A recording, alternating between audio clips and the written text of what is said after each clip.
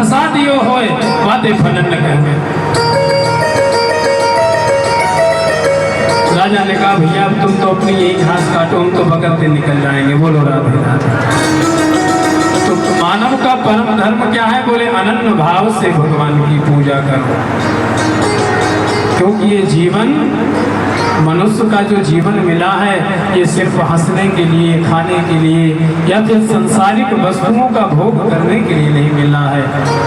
बड़े भाग्य मानुष तन पावा, बड़े भाग्य मानुष तन पावा, बड़े भाग्य मानुष तन पावा, बड़े भाग्य मानुष तन पावा, दुर्लभ सद्ग्रंथ निगाहा, दुर्लभ सद्ग्रंथ निगाहा,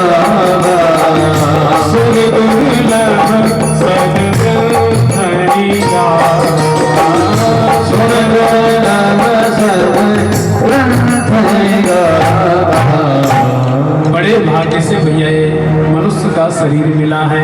देखो अन्य जो योनि है ना वो भोग योनि है, लेकिन मानव की एक ऐसी योनि है इसको कर्म योनि बोलते हैं। जैसे मान लो कुत्ता है ना, वो तो बेचारा भोग ही रहा है, उसको क्या दोष लगना है। शेर है, बिल्ली है या अन्य है, सांप है, बिच्छू है, पशु पक्षी जो भी योनि में आते हैं भैया ये तो भोग ही रहे हैं। सर्दी आती है हम तो खूब स्वेटर निकाल लेते हैं, जैकेट निकाल लेते हैं, गर्म एसी चला देते हैं, क्या उनको भी मिलता है? वो तो योनि को भोग रहे हैं। तो इनसे जो अपराध हो जाए, यदि शेर मांस का भक्षण करता है तो इसको दोष नहीं लगेगा, क्योंकि भोग योनि में है, ना समझ है। लेकिन मनुष्य करेगा तो भैया पकना पड़ेगा। बोलो राधे राधे। क्योंकि मनुष्य को अच्छे और बुरे की परख है। भैया ऐसा मत करिए और लग जाएगा हमारे, है ना। लेकिन जीव को ऐसा नहीं है। सुनो बात प्रेम से बोलियो जाके, ना तो बुरा मान जाएगा। ये तो अच्छे बुरे की समझ है ना हमें, तो इतना भी होना चाहिए कि भैया पाप करोगे तो बुरा कर्म फल मिलेगा और पुण्य करोगे तो अच्छा फल मिलेगा। इसलिए मनुष्य का चोला जो मिला है बड़े भाग्य से मिला है, इसकी कीमत को समझना चाहिए और जीवन को सिर्फ सांसारिक विषयों में उलझा करके न रख के थोड़ा बहुत अपने लिए भी बैलेंस बना लेना चाहिए। क्योंकि कुछ भी साथ में नहीं आएगा और संसार तो भैया स्वार्थ का है। सुर नर मुनि सबकी यह रीति, सुर नर मुनि सबकी यह रीति, सुर नर मुनि सबकी यह रीति, सुर नर मुनि सबकी यह रीति, स्वार्थ लाभ करही सब प्रिय, स्वार्थ लाभ करही सब प्रीति, स्वार्थ लाभ करही सब प्रीति। ये संसार तो भैया स्वार्थ का है। यदि इस जीव का कोई सच्चा साथी है, इस आत्मा का कोई सच्चा साथी है, वो तो परमात्मा ही है बंधुओं। बाकी संसार तो स्वार्थ के अनुसार से उपयोग करता रहता है। तो सूत जी कहते हैं मानव का परम धर्म क्या है? बोले भगवान का भजन करना, भगवान की भक्ति करनी। दूसरा प्रश्न है क्या? बोले मंदिर में जाते हैं किसको श्रेष्ठ माने? बोले देखो निष्ठा एक में रखो, वैर किसी से मत करो, बुराई किसी की मत करो। जैसे मान लो माता रानी के प्रति आपके मन में ज्यादा भाव होता है तो माता रानी की पूजा करो, लेकिन हनुमान जी बैठे प्रणाम उनको भी कर लो, अनादर किसी का नहीं करना। हनुमान जी के चरणों में प्रणाम करते हुए यही बोलना है, हनुमान जी महाराज ऐसी कृपा करो कि माता रानी के चरणों में मेरी भक्ति और बढ़ जाए। देखो दोनों बन गए ना, हनुमान जी को भी प्रणाम कर लिया और अपनी भैया माता रानी भी प्रसन्न। इसलिए एक ही साधे सब सधे, सब साधे सब जाए, काम बिगाड़े आपनो, जग में हो तो हंसाए। एक को ही पूजो और बाकी निष्ठा सब में रखो।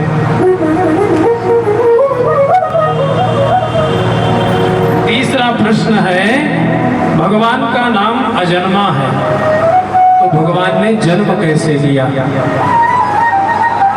तो यहाँ पर सूत जी महाराज कहते हैं, देखो भगवान जन्म नहीं अवतार लेते हैं। क्या लेते हैं? भगवान का जन्म नहीं होता, भगवान का अवतार होता है। विप्रधेनु सुर संत हित, लीन मनुज अवतार, निज इच्छा निर्मित तनु, माया गुण गोपाल। भगवान तो देखो कि जो शरीर धारण करते हैं, भगवान तो निज इच्छा अपनी इच्छा से शरीर को धारण करते हैं। भगवान तो प्रकट होते हैं, अवतार लेते हैं। इसलिए सनकादियों, भगवान कभी किसी के गर्भ में नहीं आते, भगवान तो प्रकट हो जाते हैं। कौशल्या के यहाँ भगवान गर्भ में नहीं प्रकट होकर के आए। स्तुति पढ़ते हैं ना हम लोग, भाई प्रगट कृपाला दीन दयाला कौशल्या हितकारी। क्या लिखा हुआ है?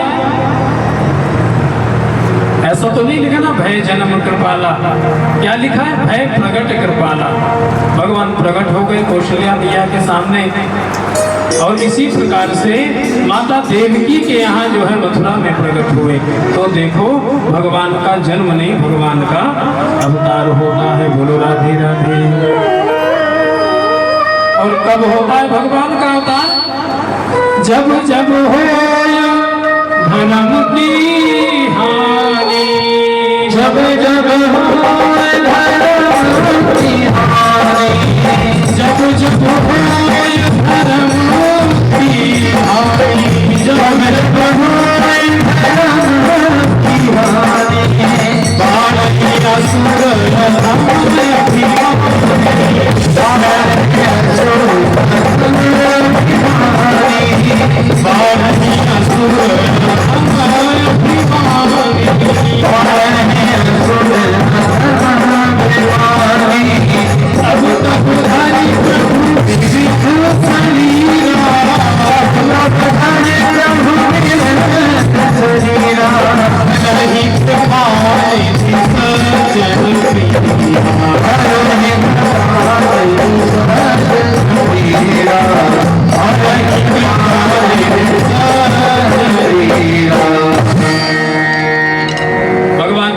जब जब धर्म की हानि होती है, तब तब प्रभु विविध शरीर धारण करके अपने भक्तों की और इस धर्म की रक्षा करते हैं। अगला प्रश्न है, बोले महाराज भगवान के अवतार कितने हैं? कोई कहता है 10 अवतार, कोई कहता है 24 अवतार है, कोई कहते हैं भगवान के अवतारों की कोई गिनती ही नहीं है, भगवान के तो हजारों अवतार हैं। लेकिन भगवान की भागवत जी के स्वरूप में भी, जो भागवत जी में इसका विवेचन है, भगवान की कुल अभी तक 23 अवतार हो चुके हैं। 24वां अवतार भी होगा कलयुग में, कल की अवतार।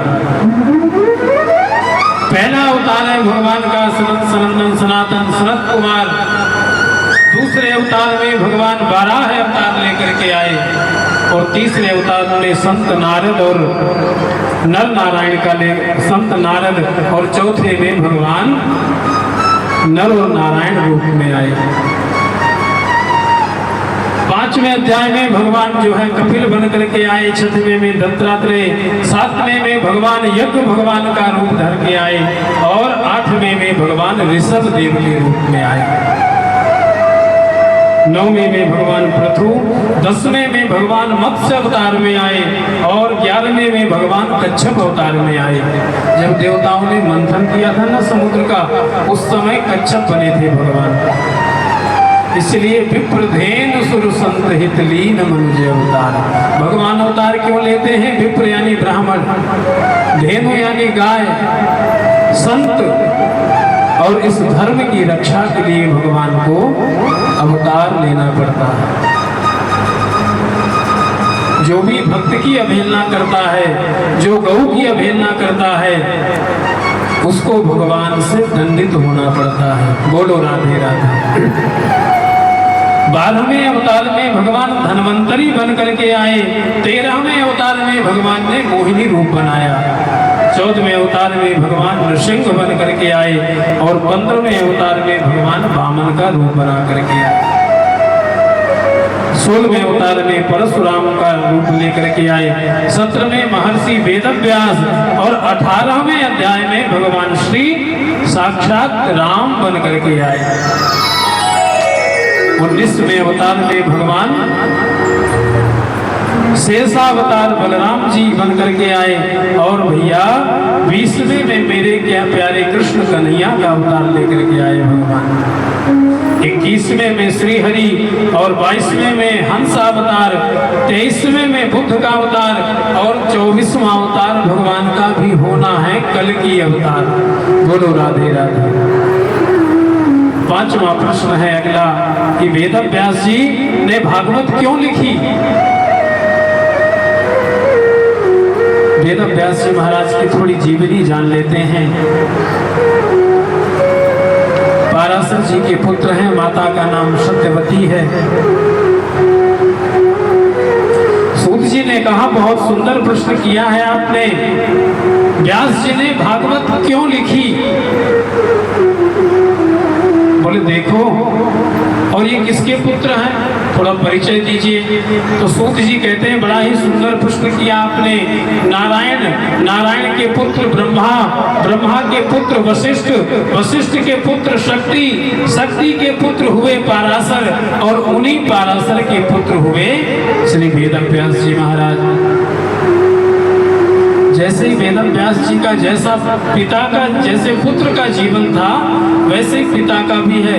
वेदव्यास जी का जन्म हुआ और भैया ये तो जन्म लेते ही वन की तरफ चल पड़े। माता सत्यवती कहती है बेटा हमारा मन नहीं लगेगा आपके बिना, हम कैसे रह पाएंगे आपके बिना।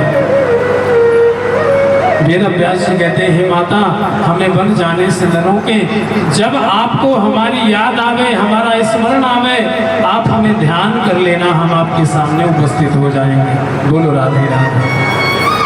ऐसा माता को समझा बुझा करके वेदव्यास जी भी बद्री विशाल की तरफ, बद्रीनाथ की तरफ गंगा तट में जाकर के एक सुंदर आश्रम बनाते हैं जिसका नाम है सम्यक्राश। वहीं जाकर के भजन करते हैं।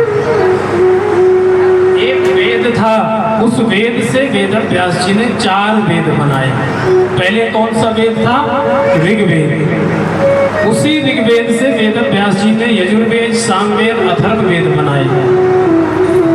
लेकिन वेदव्यास जी के मन में संतुष्टि नहीं हुई। उन्हीं वेदों के उपनिषद बना दिए, 18 पुराण बना दिए, लेकिन आज फिर भी वेदव्यास जी के मन में संतुष्टि नहीं है।